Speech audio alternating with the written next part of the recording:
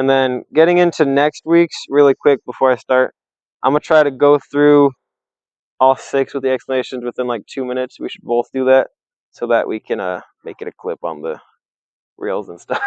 Okay. Just I'm pointing that out. Okay, hold on one second. I'm trying to get these timestamps, y'all. I know you guys aren't even watching the full video. Yeah, to be honest, these videos are literally just what we use. Yeah, pretty much. I just like. I don't think anybody watches these all the way through. I feel like last week, to be honest, the one with Up the Score actually that one is pretty decent. Yeah. For whatever reason in my head, I always felt like these would do really well on like Spotify and stuff. Yeah, I need to get that going. We need to get it going. I will. I'll try to do it tonight. But I always just felt like it worked better, and then we cut everything down to clips, and I feel like that's what most other podcasts do.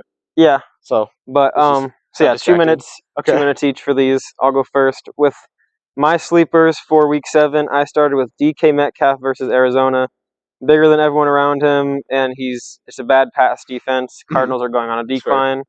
I said Chris Godwin and Mike Evans versus versus Atlanta.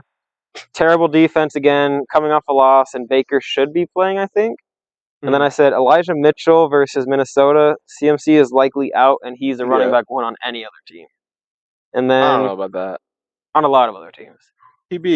He was solid before Christian McCaffrey. He was pretty solid. It wasn't that solid, though. And then I said for my bus, I said DJ Moore versus the Raiders. No Justin Fields. Terrible backup. Not even nameable.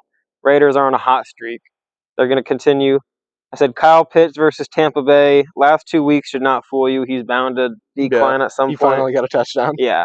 And then Brock Purdy versus Minnesota. Lost 2 key receivers in Debo and in his running back. And the run game is just as good as it was with Christian McCaffrey, in my opinion, still. Okay. So, I think I did indeed. Sick. Okay. Okay. Put you to the test. Go. So, my sleepers, I'm starting with Jared Goff. He's QB4, only rostered in 60% of leagues. Damn. On ESPN, at least. Brandon Ayuk, I feel like injuries-wise, Debo's out. CMC's out. He might even be getting running touches. That's fair, yeah. This week.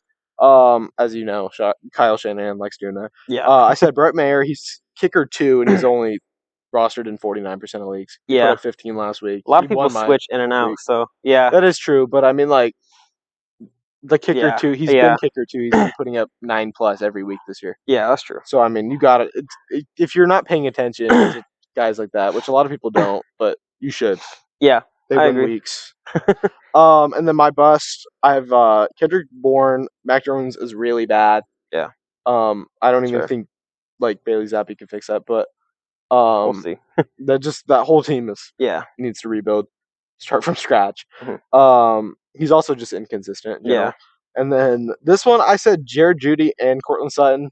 Okay. Or just either. I don't really know. It depends who's getting like main coverage. Yeah. Also, just like in general, Russ is bad.